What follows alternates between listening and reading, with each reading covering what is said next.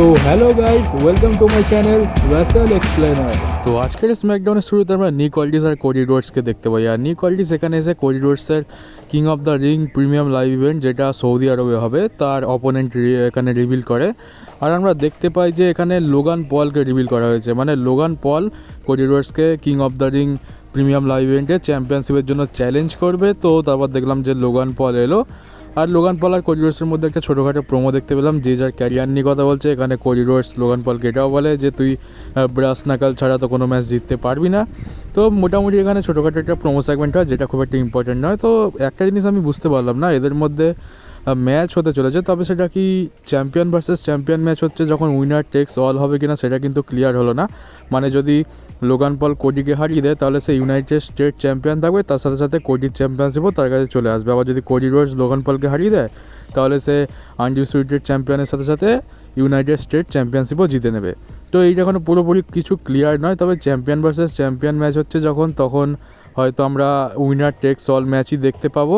তো এটা আর কিছু দিনের মধ্যে ক্লিয়ার হয়ে যাবে। হ্যাঁ, কিং অফ দ্য রিং মানে কিং অফ দ্য রিং আর queen of the ring premium live ইভেন্টের আগে তো এটা ক্লিয়ার হয়ে যাবে। তো দেখা যাক এটা কি হয়। আর এটা ইন্টারেস্টিং হবে, কারণ ডাব্লিউডাব্লিউ একটা অনেক বড় ম্যাচ বুক করেছে। এখানে উইনার টেক্স অল যদি স্টিপুলেশন দিয়ে দেয় তাহলে যে কোনো একজনের কাছে দুটো চ্যাম্পিয়নশিপই আসতে চলেছে, তো সেটা একটা অনেক বড় বিষয়। তো এরপর আমরা কুইন অফ দ্য রিং টুর্নামেন্টের ফার্স্ট রাউন্ডের ম্যাচ দেখতে পেলাম, যেটা ছিল নায়া জ্যাক্সের সাথে নিয়মির ম্যাচ। এখানে নিয়মি অনেক ট্রাই করে নায়া জ্যাক্সকে হারানোর, কিন্তু শেষ পর্যন্ত দেখলাম যে নায়া জ্যাক্সই এখানে জিতলো। নায়া জ্যাক্স এখানে নিয়মিকে হারিয়ে দিয়েছে, আর নায়া জ্যাক্স চলে গেছে সেকেন্ড রাউন্ডে। এরপর আমরা কিং অফ দ্য রিং টুর্নামেন্টের জন্য ব্যারন কর্বিনের সাথে কার্মেলো হেজের ম্যাচ দেখতে পাই। আর এই ব্যারন কর্বিনটাকে দেখে তোমরা নিশ্চয়ই খুবই ভালো লাগবে, কারণ এই ব্যারন কর্বিন এর আগে মেন রোস্টারে যে ব্যারন কর্বিন ছিল তার থেকে একেবারে আলাদা। এই ব্যারন কর্বিনটাকে দেখে আমার তো খুবই ভালো লাগছে, যাকে ব্যারন কর্বিনের সাথে ভালো কিছু হয়েছে। আর ব্যারন কর্বিন একেবারে পাকাপোক্ত হয়ে আর একদম একটা কমপ্লিট সুপারস্টার হয়ে রিটার্ন করেছে। আর এখানে আমরা ব্যারন কর্বিনের তরফ থেকে খুবই ভালো ভালো মুভ দেখতে পাই। এই মুভগুলো ব্যারন কর্বিন আগে মেন রোস্টারে কখন ইউজ করেনি। ব্যারন কর্বিন এখানে নতুন নতুন মুভ ইউজ করেছে, কিন্তু তাতেও খুব একটা লাভ হয়নি। কার্মেলো হেজ এখানে ব্যারন কর্বিনকে রোল করে পিন করে নিয়েছে, আর এখানে কার্মেলো হেজ সেকেন্ড রাউন্ডে চলে গেছে। তো এরপর আমরা কুইন অফ দ্য রিং টুর্নামেন্টের জন্য দুখানা ম্যাচ দেখতে পাই। প্রথমে ছিল জেড কার্গিল ভার্সেস পাইপার নেভেন।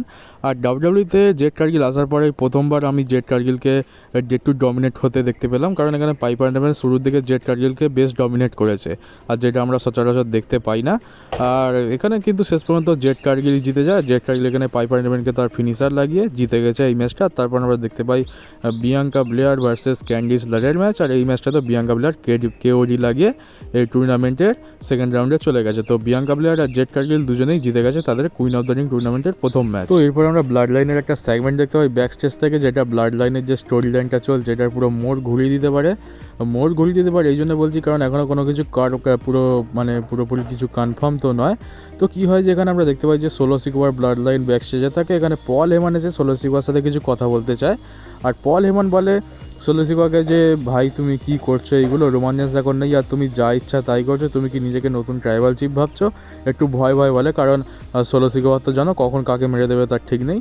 তো এখানে সোলো সিকোয়া বলে যে আমি আগের সপ্তাহে দেখলাম যে তুমি যে উসোর দিকে তাকিয়েছিলে এমনভাবে, তো তুমি কি যে উসোর সাথে থেকে সাহায্য চাইছো, মানে তুমি আমাদের সাথে রয়েছে আবার যে উসোর সাথে টিম আপ করে আমাদের এগেনস্টে যেতে চাইছো? তো পল হেমান এখানে বহুত ভয় পেয়ে যায়। সোলো সিকোয়া এখানে পল হেমানকে বলে যে রেসলম্যানিয়ার পর থেকে তো তোমার রোমান রেন্সের সাথে কোনো রকম কথা হয়নি। তো পল হেমানও সম্মতি দেয়, যে বলে যে হ্যাঁ আমার রোমানের সাথে রেসলম্যানিয়ার পর থেকে একটাও কথা হয়নি। কিন্তু এখানে সোলো সিকোয়া বলে যে আমার কিন্তু রোমানের সাথে রেসলম্যানিয়ার পর কথা হয়েছে। এখানে শুনে এই কথাটা শুনে তো পল হেমান পুরোপুরি অবাক হয়ে যায়, একদম চমকে উঠেছে যে আমি ওয়াইজম্যান, আমার সাথে কথা হয়নি কিন্তু সোলোর সাথে কথা হয়েছে। এবার সোলো সিকোয়া বলে যে রোমান আমার উপর নতুন ট্রাইবাল চিফের দায়িত্ব দিয়েছে, আর আমি যা করছি রোমান রেন্সের আদেশেই করছি, আর এখন তুমি আমার ওয়াইজম্যান, আমার হয়ে কাজ করবে।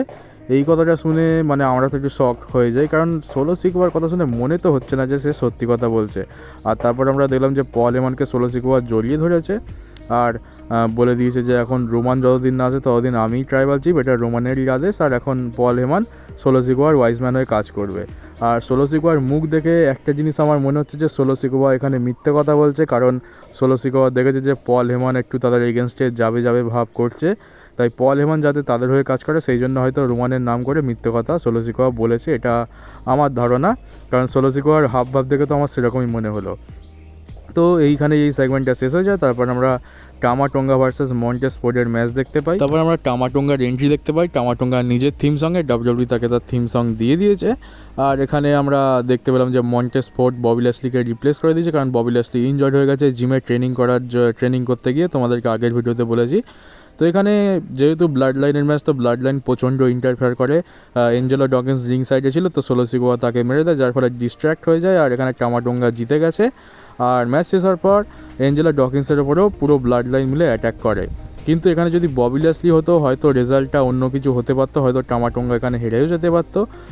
কিন্তু ববি ল্যাসলি যেহেতু নেই, তাই টামাটোঙ্গার সাথে এখন ডাব্লিউডাব্লিউ গেছে। তো দেখা যাক কিং অফ দ্য রিং টুর্নামেন্টের ফাইনালে টামাটোঙ্গা যেতে পারে কি না। ব্লাড লাইন তার সাথে আছে, হয়তো চলেও যেতে পারে, কিন্তু আমার মনে হচ্ছে জিম ইউসো এসে এখানে টামাটোঙ্গার জন্য প্রবলেম ক্রিয়েট করবে, যেটা সম্ভাবনা আমার তো খুবই বেশি লাগছে। আর স্ম্যাকডাউনের মেন ইভেন্টে আমরা এজে স্টাইলস ভার্সেস র্যান্ডি অর্টনের ম্যাচ দেখতে পাই, যেটা ছিল কিং অফ দ্য রিং টুর্নামেন্টের ফার্স্ট রাউন্ডের ম্যাচ।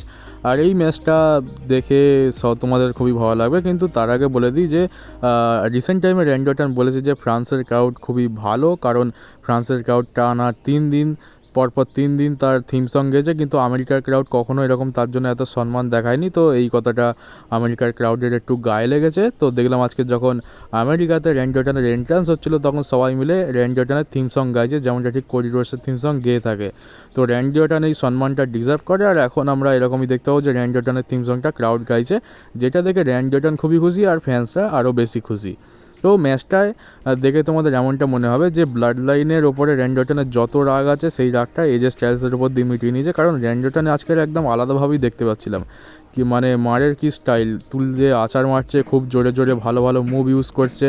মানে আজকের এজে স্টাইলসকে খুবই ডমিনেট করেছে আর পুরো ধুয়ে দিয়েছে। লাস্টের দিকে আমরা দেখলাম যে র্যান্ডি অর্টন ভিনটেজ ডিডিটি লাগায়, তারপর আরকেও লাগাতে যায়, কিন্তু সেই আরকেওটাকে ফিনোমিনাল ফোরামে কনভার্ট করে দেয় এজে স্টাইলস। তারপর পিন করে, কিন্তু র্যান্ডি অর্টন 3 কাউন্ট হওয়ার আগে রিং সাইডের যে রোপ আছে সেই রোপে হাত লাগিয়ে দেয়, তো এখানে পিন ব্রেক হয়ে যায়। আর তারপরে দেখতে পাই যে এজে স্টাইলস ম্যাচ শেষ করার জন্য স্টাইলস স্ল্যাশ লাগানোর জন্য রেডি হয়, কিন্তু সেখান থেকেই হঠাৎ করে Randy Orton out of nowhere আর কেউ লাগিয়ে দেয়। আর এই ম্যাচটাতে র্যান্ডি অর্টন এজে স্টাইলসকে পিন করে সেকেন্ড রাউন্ডে চলে গেছে কিং অফ দ্য রিং টুর্নামেন্টের জন্য। আর আমার মনে হচ্ছে টামাটোঙ্গার সাথে র্যান্ডি অর্টনের ম্যাচ নিশ্চয়ই হবে সেকেন্ড রাউন্ডে, আর সেখানে হয়তো জিম ইউসো এসে সেই ম্যাচটা টামাটোঙ্গাকে কস্ট করাতে পারে। আর র্যান্ডি অর্টন হয়তো কিং অফ দ্য রিং টুর্নামেন্টের ফাইনালও যেতে পারে। এটা অনেক তাড়াহুড়ো হয়ে যাচ্ছে, তবে আমার মনে হচ্ছে র্যান্ডি অর্টনের কিং অফ দ্য রিং টুর্নামেন্টের ফাইনালে যাওয়া উচিত। তো দেখা যাক কী হয়। তো এর সাথেই স্ম্যাকডাউনটা শেষ হয়ে যায়। তো এই ছিল আজকে স্ম্যাকডাউন। কেমন লাগলো এই রিভিউ ভিডিওটা তোমরা কমেন্ট বক্সে অবশ্যই জানাতে পারো, আর তোমাদের স্ম্যাকডাউনটা কেমন লাগলো সেটা তো অবশ্যই জানিও। তো চলো গাইজ, দেখা হচ্ছে তোমাদের সাথে পরের ভিডিওতে। আর ততক্ষণের জন্য তোমরা চ্যানেলটাকে সাবস্ক্রাইব করো, নোটিফিকেশান বেলটাকে অন করে দিও, আর ভিডিওটাকে পারলে একটু শেয়ারও করে দিও। তো গুড বাই, পরের ভিডিওতে দেখা হচ্ছে।